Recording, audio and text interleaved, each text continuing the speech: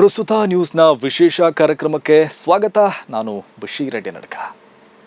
ಭಾರತದ ಪೌರತ್ವ ಪರಿಶೀಲನೆ ಮಾಡುವ ಹೊಣೆ ಯಾರದ್ದು? ಅದನ್ನು ಸರ್ಕಾರ ಮಾಡಬೇಕಾ ಅಥವಾ ಸಮಾಜಘಾತುಕರು ಬಂದು ಮಾಡಬೇಕಾ? ಬೆಂಗಳೂರಿನಲ್ಲಿ ವಾಸಿಸುವವರ ಪೌರತ್ವ ಪರಿಶೀಲನೆ ಮಾಡುವ ಹೊಣೆಯನ್ನ ನಮ್ಮ ಸರ್ಕಾರ ಸಮಾಜಘಾತುಕ ಪುನೀತ್ ಕೆರೆಹಳ್ಳಿಗೆ ಏನಾದರೂ ಒಪ್ಪಿಸಿಕೊಟ್ಟಿದೆಯಾ? ಒಬ್ಬ ಕೊಲೆ ಆರೋಪಿ ಕಾನೂನು ಬಾಹಿರವಾದ ಕಾರ್ಯಾಚರಣೆ ಮಾಡ್ತಿರೋದನ್ನು ಕಂಡು ನಮ್ಮ ಸರ್ಕಾರ ಮತ್ತು ಪೊಲೀಸರು ಸುಮ್ಮನಿರೋದು ಯಾಕೆ?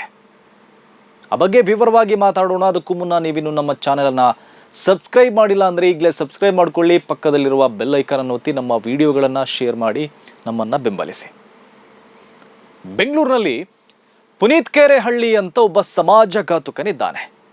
ಅವನೊಬ್ಬ ಕೊಲೆ ಆರೋಪಿ, ಜಾಮೀನಿನ ಮೇಲೆ ಹೊರಗಿದ್ದಾನೆ. ಅವನು ಕೆಲ ದಿನಗಳಿಂದ ಬೆಂಗಳೂರಿನಲ್ಲಿ ನೆಲೆಸಿರುವ ಮುಸ್ಲಿಂ ವಲಸೆ ಕಾರ್ಮಿಕರ ಮನೆಗಳಿಗೆ ತನ್ನ ಪಟಾಲಂ ಜೊತೆ ನುಗ್ಗಿ ಹೆದರಿಸಿ ಬೆದರಿಸಿ ಪೌರತ್ವ ಪರಿಶೀಲನೆ ಮಾಡ್ತಾ ಇದ್ದಾನೆ. ಅವರ ದಾಖಲೆಗಳನ್ನು ಪರಿಶೀಲನೆ ಮಾಡ್ತಾ ಇದ್ದಾನೆ. ಅವರ ಆಧಾರ್ ಕಾರ್ಡ್ಗಳನ್ನು ಪರಿಶೀಲಿಸಿ ಸಾರ್ವಜನಿಕವಾಗಿ ಬಹಿರಂಗಪಡಿಸ್ತಾ ಇದ್ದಾನೆ. ಇದ್ದವರನ್ನೆಲ್ಲ ಬಾಂಗ್ಲಾದೇಶದಿಂದ ಬಂದಿರುವ ನುಸುಳುಕೋರರು ಅಂತ ಹೇಳ್ತಾ ಇದ್ದಾನೆ. ವಲಸೆ ಕಾರ್ಮಿಕರಿಗೆ ಥ್ರೆಟ್ ಹಾಕ್ತಾ ಇದ್ದಾನೆ. ಅದನ್ನು ವಿಡಿಯೋ ಮಾಡಿ ಸಾಮಾಜಿಕ ಜಾಲತಾಣಗಳಲ್ಲಿ ವೈರಲ್ ಮಾಡ್ತಾ ಇದ್ದಾನೆ. ವಲಸೆ ಕಾರ್ಮಿಕರ ಮೇಲೆ ದಾಳಿಗೆ ಪ್ರಚೋದನೆ ಮಾಡ್ತಾ ಇದ್ದಾನೆ. ಇದೊಂದು ಕಾನೂನು ಬಾಹಿರ ಕಾರ್ಯಾಚರಣೆ. ಇಷ್ಟಾದರೂ ನಮ್ಮ ಸರ್ಕಾರ ಸುಮ್ಮನಿದೆ. ಪೊಲೀಸರು ಕೈಕಟ್ಟಿ ಕುಳಿತಿದ್ದಾರೆ. ನಿಜಕ್ಕೂ ನಾಚಿಕೆಯಾಗಬೇಕ್ರಿ ಸರ್ಕಾರಕ್ಕೆ ಮತ್ತು ಬೆಂಗಳೂರಿನ ಪೊಲೀಸರಿಗೆ. ಈ ಗನಂದಾರಿ ಕೆಲಸಕ್ಕೆ ಇಲ್ಲಿ ಸರ್ಕಾರ ಇರೋದು, ಇಲ್ಲಿ ಪೊಲೀಸರು ಇರೋದು. ನೀವು ವಿಧಾನಸೌಧಕ್ಕೆ ಬಾಗಿಲು ಹಾಕ್ರಿ, ಪೊಲೀಸ್ ಕಚೇರಿಯನ್ನು ಮುಚ್ಚ್ರಿ, ಆತನ ರಾಷ್ಟ್ರ ರಕ್ಷಣಾ ಪಡೆಯೇ ಇಲ್ಲಿ ಆಡಳಿತ ಮಾಡಲಿ. ಯಾರ್ರೀ ಅವನು ಪುನೀತ್ ಕೆರೆಹಳ್ಳಿ? ಅವನೇನು ಸರ್ಕಾರನ? ಅವನೇನು CM? ಅವನೇನು ಪೊಲೀಸ, ಸೋಲ್ಜರ? ಅವನೇನು DC ನ, DCP ನ? ಅವನೇನು ಬೆಂಗಳೂರು ಕಮಿಷನರ ಅಥವಾ ಇಲ್ಲಿನ ಜನಪ್ರತಿನಿಧಿನ? ಯಾರು ಈ ಪುನೀತ್ ಕೆರೆಹಳ್ಳಿ? ಅವನೊಬ್ಬ ಕೊಲೆ ಆರೋಪಿ, ವೇಶ್ಯಾವಾಟಿಕೆ ದಂಧೆ ಮಾಡ್ತಾ ಇದ್ದವ. ಅವನೊಬ್ಬ ಹೆಬಿಚುವಲ್ ಅಫೆಂಡರ್. ಅವನು ಪುನರಾವರ್ತಿತ ಅಪರಾಧಗಳನ್ನು ಮಾಡುವ ಕ್ರಿಮಿನಲ್. ಆತನ ಮೇಲೆ ಈ ಹಿಂದೆ ಗೂಂಡಾ ಆ್ಯಕ್ಟ್ ಹಾಕಲಾಗಿತ್ತು. ಅವನು ಪರ್ಮನೆಂಟ್ ಆಗಿ ಪರಪ್ಪನ ಅಗ್ರಹಾರದಲ್ಲಿ ಇರಬೇಕಾದ ಗಿರಾಕಿ. ಅಂಥವನು ಬಂದು ಬೆಂಗಳೂರು ನಗರದಲ್ಲಿ ಪೌರತ್ವ ಪರಿಶೀಲನೆ ಮಾಡಿ ಜನರಿಗೆ ಬೆದರಿಕೆ ಹಾಕ್ತಾ ಇದ್ರು. ಅದನ್ನು ನಮ್ಮ ವ್ಯವಸ್ಥೆ ಕಣ್ಮುಚ್ಚಿ ನೋಡ್ತಾ ಇದೆಯಲ್ಲ. ನಿಜಕ್ಕೂ ಇದು ಕರ್ನಾಟಕದ ಘನ ಸರ್ಕಾರ ಮತ್ತು ಬೆಂಗಳೂರು ಪೊಲೀಸರು ನಾಚಿಕೆ ಪಡಬೇಕಾದ ವಿಷಯ ರೀ. ನಮ್ಗೆ ಈಗ ಬರ್ತಿರುವ ಡೌಟ್ ಏನಂದ್ರೆ, ಬೆಂಗಳೂರು ನಗರದ ಆಡಳಿತದ ಉಸ್ತುವಾರಿ ಯಾರದ್ದು ಅಂತ ಅನಿಸ್ತಾ ಇದೆ. ಅದು DK ಶಿವಕುಮಾರ್ ಅವರದ ಅಥವಾ ಪುನೀತ್ ಕೆರೆಹಳ್ಳಿದ? ಬೆಂಗಳೂರನ್ನ ಈಗ ಯಾರು ರೂಲ್ ಮಾಡ್ತಾ ಇದ್ದಾರೆ? DK ಶಿವಕುಮಾರ್ ಅಲ್ಲಿ ಉಸ್ತುವಾರಿ ನೋಡಿಕೊಳ್ತಾ ಇದ್ದಾರೆ ಅಥವಾ ಆ ಕೆಲಸವನ್ನ ಪುನೀತ್ ಕೆರೆಹಳ್ಳಿಗೆ ಬಿಟ್ಟು ಕೊಟ್ಟಿದ್ದಾರೆ? ಹಾಗೆ ಬೆಂಗಳೂರಿನ ಪೊಲೀಸ್ ಕಮಿಷನರ್ ಯಾರು ಅನ್ನೋ ಡೌಟ್ ಕೂಡ ಬರ್ತಾ ಇದೆ. ಬೆಂಗಳೂರು ಪೊಲೀಸ್ ಕಮಿಷನರ್ ಯಾರೀಗ? ಸೀಮಂತ್ ಕುಮಾರ್ ಸಿಂಗ್ ಅವರ ಅಥವಾ ಪುನೀತ್ ಕೆರೆಹಳ್ಳಿನ? ಮಾನ್ಯ ಬೆಂಗಳೂರು ಪೊಲೀಸ್ ಕಮಿಷನರ್ ಅವರೇ, ನೀವು ನಿಮ್ಮ ಯೂನಿಫಾರ್ಮ್ ಹಾಕೊಂಡು ನಿಮ್ಮ ಕೆಲಸವನ್ನ ಮಾಡಬೇಕು. ಇಲ್ಲ ಅಂದ್ರೆ ನಿಮ್ಮ ಯೂನಿಫಾರ್ಮ್ ಬಿಚ್ಚಿ ಅದನ್ನ ಪುನೀತ್ ಕೆರೆಹಳ್ಳಿಗೆ ಕೊಟ್ಬಿಡಿ. ಆ ಕೊಲೆ ಆರೋಪಿ ಪುನೀತ್ ಕೆರೆಹಳ್ಳಿ ಇದ್ದಾನಲ್ಲ, ಸಮಾಜಘಾತುಕ, ಅವನಿಗೆ ನಿಮ್ಮ ಯೂನಿಫಾರ್ಮ್, ನಿಮ್ಮ ಗನ್ನು, ನಿಮ್ಮ ಲಾಠಿಯನ್ನೆಲ್ಲ ಕೊಟ್ಬಿಡಿ. ಅವನೇ ಬೆಂಗಳೂರಿನ ಲಾ ಆ್ಯಂಡ್ ಆರ್ಡರನ್ನು ಮೇಂಟೈನ್ ಮಾಡಲಿ. ಕಾನೂನು ಸುವ್ಯವಸ್ಥೆ ಹೊಣೆ ನಿಮ್ಮದು.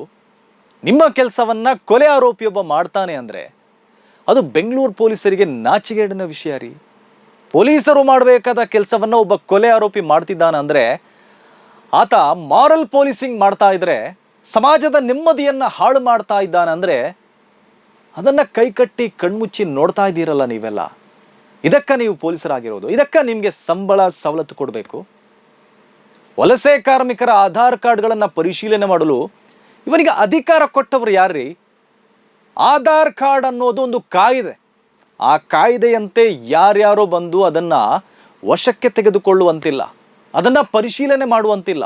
ಅಥಾರಿಟಿಗಳಿಗೆ ಮಾತ್ರ ಅಧಿಕಾರ ಇರೋದು.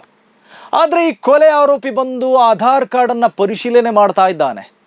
ಅವರ ಆಧಾರ್ ಕಾರ್ಡ್ಗಳನ್ನು ಸಾರ್ವಜನಿಕವಾಗಿ ಬಹಿರಂಗಪಡಿಸ್ತಾ ಇದ್ದಾನೆ. ಇದು ಶಿಕ್ಷಾರ್ಹ ಅಪರಾಧ. ಈ ಸರ್ಕಾರಕ್ಕೆ, ಬೆಂಗಳೂರು ಪೊಲೀಸರಿಗೆ ಬೆನ್ನು ಮೂಲೆ ಇದ್ದಿದ್ರೆ ಇಂಥ ಕಾನೂನು ಬಾಹಿರ ಕೆಲಸ ಮಾಡ್ತಾ ಇರುವ ಪುನೀತ್ ಕೆರೆಹಳ್ಳಿಯನ್ನ ಒದ್ದು ಒಳಗೆ ಹಾಕ್ತಾ ಇದ್ರು. ಆದರೆ ಬೆನ್ನು ಮೂಳೆ ಇಲ್ಲದ ನಮ್ಮ ವ್ಯವಸ್ಥೆ ಸಮಾಜಘಾತುಕ ಕೃತ್ಯ ನಡೆಸ್ತಾ ಇರುವ ಈ ಅಪರಾಧವನ್ನು ಕಂಡು ಕಾಣದಂತೆ ನಟನೆ ಮಾಡ್ತಾ ಇದೆ. ಈ ದೀರ್ಘಾವಧಿ ದಾಖಲೆಯ ಮುಖ್ಯಮಂತ್ರಿ ಆಗಲಿ, ಬಂಡೆ ಅನ್ನುವ ಉಸ್ತುವಾರಿ ಮಂತ್ರಿಗಳಾಗಲಿ, ಸಿಂಗಮ್ ಅಂತ ಹೇಳ್ಕೊಂಡು ಓಡಾಡುವ ಪೊಲೀಸ್ ಅಧಿಕಾರಿಗಳಾಗಲಿ ಅವನನ್ನು ಮುಟ್ತಾನೇ ಇಲ್ಲ. ಎಲ್ಲರೂ ಕೂತು ಚಂದ ನೋಡ್ತಾ ಇದ್ದಾರೆ. ಆತ ದಿನಾಲೂ ಇದೇ ಅಪರಾಧಗಳನ್ನು ಮಾಡ್ತಾ ಇದ್ರು. ನಮ್ಮ ವ್ಯವಸ್ಥೆ ಯಾಕೆ ಕಣ್ಮುಚ್ಚಿ ಕುಳಿತಿದೆಯೋ ಗೊತ್ತಿಲ್ಲ. ಕೊಲೆ ಆರೋಪಿ ಜಾಮೀನಿನ ಮೇಲೆ ಹೊರಗಿದ್ದು ಇಂತಹ ಕೆಲಸ ಮಾಡ್ತಾನೆ ಅಂದರೆ ಅವನ ಬೇಲೆ ಕ್ಯಾನ್ಸಲ್ ಮಾಡಿಸ್ಬೇಕಾಗಿತ್ತು. ನಮ್ಮ ಸರ್ಕಾರ ಆ ಕೆಲಸನೂ ಮಾಡಿಲ್ಲ. ಯಾಕೆಂದರೆ ಈ ಸರ್ಕಾರಕ್ಕೆ ದಮ್ಮು ತಾಕತ್ತು ಅನ್ನೋದಿಲ್ಲ ರೀ. ಇವರು ದ್ವೇಷ ಭಾಷಣಕಾರರನ್ನ ಮುಟ್ಟಲ್ಲ, ಕೆರೆಹಳ್ಳಿಯಂತಹ ಸಮಾಜಘಾತುಕರನ್ನ ಮುಟ್ಟಲ್ಲ, ಬರೀ ದ್ವೇಷ ಭಾಷಣ ತಡೆ ಕಾಯ್ದೆ ಅಂತ ಬಿಲ್ ತಂದು ಪ್ರಚಾರ ಅಷ್ಟೇ ತೆಗೆದುತಾ ಇದ್ದಾರೆ. ನಿಜವಾಗಿಯೂ ದ್ವೇಷ ಮಾಡುವುದನ್ನು ತಡೆಯುವ ಉದ್ದೇಶ ಇವರಲ್ಲಿ ಇದ್ದಿದ್ರೆ ಈ ಕೆರೆಹಳ್ಳಿಯವಂತರೆಲ್ಲ ಪರ್ಮನೆಂಟ್ ಆಗಿ ಕಂಬಿ ಎಣಿಸ್ತಾ ಇದ್ರು. ಆದರೆ ಈ ಸರ್ಕಾರ ಅವನು ಜೈಲಿಂದ ಸಲೀಸಾಗಿ ಹೊರಗೆ ಬರುವಂತೆ ಅವಕಾಶ ಮಾಡಿಕೊಡ್ತಾ ಇದೆ. ಜೈಲಿಗೆ ಹೋಗೋದು, ಹೊರಗೆ ಬರೋದು, ಮತ್ತೆ ಬಂದು ಒಂದು ಧರ್ಮದವರನ್ನ ಗುರಿಯಾಗಿಸಿ ದಾಳಿ ಮಾಡೋದು, ಇದನ್ನೆಲ್ಲ ನೋಡ್ತಾ ಇದ್ರೆ ಈ ಸರ್ಕಾರವೇ ಪುನೀತ್ ಕೆರೆಹಳ್ಳಿಯನ್ನ ಬಳಸಿಕೊಳ್ತಾ ಇದೆಯಾ ಅಂತ ಸಂಶಯನೂ ಬರುತ್ತೆ. ಪುನೀತ್ ಕೆರೆಹಳ್ಳಿ ಅಂತವರನ್ನ ತೋರಿಸಿ ಒಂದು ಧರ್ಮದವರ ಮತಗಳನ್ನ ತಮ್ಮ ಕಡೆಗೆ ಸೆಳೆಯುವ ಪ್ಲಾನ್ ಏನಾದರೂ ಮಾಡ್ತಾ ಇದ್ದಾರಾ ಗೊತ್ತಿಲ್ಲ. ಈ ಹಿಂದೆ ಗುಜರಾತಿನಲ್ಲಿ ಮಾಡ್ತಾ ಇದ್ರಲ್ಲ, ಅದೇ ಥರ ಇಲ್ಲೂ ಮಾಡ್ತಿರಬಹುದು ಅಂತ ಅನ್ಸುತ್ತೆ. ಗುಜರಾತಿನಲ್ಲಿ ಈ ಹಿಂದೆ 2 ಡೈನೋಸರ್ಗಳನ್ನು ತೋರಿಸಿ ಮುಸ್ಲಿಮರ ಮತಗಳನ್ನು ಸೆಳೆಯುವ ಪ್ಲಾನ್ ಮಾಡಿದ ರೀತಿಯಲ್ಲೇ ಇಲ್ಲಿ ಪುನೀತ್ ಕೆರೆಹಳ್ಳಿ ಅಂತವರನ್ನ ತೋರಿಸಿ ಇವರು ತಮ್ಮ ರಾಜಕೀಯ ಬೇಳೆ ಬೇಯಿಸ್ಕೊಳ್ತಾ ಇರುವಂತೆ ಕಾಣ್ತಾ ಇದೆ.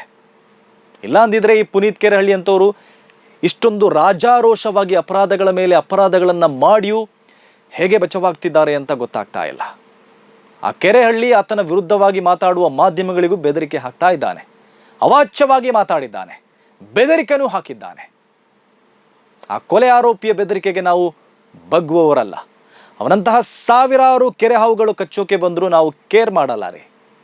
ಯಾರು ಕಾನೂನು ಕೈಗೆತ್ತಿಕೊಳ್ತಾರೋ, ಯಾರು ಸಮಾಜಘಾತಕರಿದ್ದಾರೋ, ಯಾರು ಶಾಂತಿಯನ್ನ ಕದಡ್ತಾರೋ ಅವರ ವಿರುದ್ಧ ಮಾತಾಡ್ತಾನೆ ಇರ್ತೀವಿ, ಅವರ ವಿರುದ್ಧ ಧ್ವನಿಯೂ ಎತ್ತುತ್ತೀವಿ. ಸಮಾಜಘಾತಕರ ವಿರುದ್ಧ ಹಿಂದೆಯೂ ಮಾತಾಡಿದ್ದೇವೆ, ಈಗಲೂ ಮಾತಾಡ್ತಾ ಇದ್ದೇವೆ, ಮುಂದೆಯೂ ಮಾತಾಡ್ತೇವೆ. ಅವನಿಗೆ ಅಕ್ರಮ ಬಾಂಗ್ಲಾ ವಲಸಿಗರು ಇದ್ದಾರೆ ಅಂದರೆ, ಆ ಬಗ್ಗೆ ಸಂಶಯ ಇದ್ರೆ, ಶಂಕೆ ಇದ್ರೆ ಸಂಬಂಧಪಟ್ಟವರಿಗೆ ದೂರು ಕೊಡಲಿ, ಕ್ರಮಕ್ಕೆ ಒತ್ತಾಯಿಸಲಿ. ಅದು ಬಿಟ್ಟು ಅಕ್ರಮ ಕಾರ್ಯಾಚರಣೆ ನಡೆಸಿ ಕಾನೂನು ಬಾಹಿರವಾಗಿ ನಡೆದುಕೊಂಡ್ರೆ ಅದನ್ನು ಒಪ್ಪಲು ಸಾಧ್ಯ ಇಲ್ಲ. ಅದು ಕೆರೆಹಳ್ಳಿ ಮಾಡಿದ್ರು ಅಷ್ಟೇ, ಮತ್ತೊಬ್ಬ ಆದರೂ ಅಷ್ಟೇ. ಈ ದೇಶ ನನ್ನಪ್ಪನ ದೇಶ ಅಂತ ಹೇಳಿರುವ ಪುನೀತ್ ಕೆರೆಹಳ್ಳಿ ಒಂದನ್ನು ತಿಳ್ಕೋಬೇಕು. ಈ ದೇಶ ಯಾರಪ್ಪನ ದೇಶ ಅಲ್ಲ, ಈ ದೇಶ ನಮ್ಮೆಲ್ಲರ ದೇಶ. ಇದು ಇವತ್ತಿನ ಪ್ರಸ್ತುತ ನ್ಯೂಸ್ ವಿಶೇಷ. ಸುದ್ದಿಗಳ ವಸ್ತುನಿಷ್ಠ ವಿಶ್ಲೇಷಣೆಗಾಗಿ ನೋಡ್ತಾ ಇರಿ ಪ್ರಸ್ತುತ ನ್ಯೂಸ್.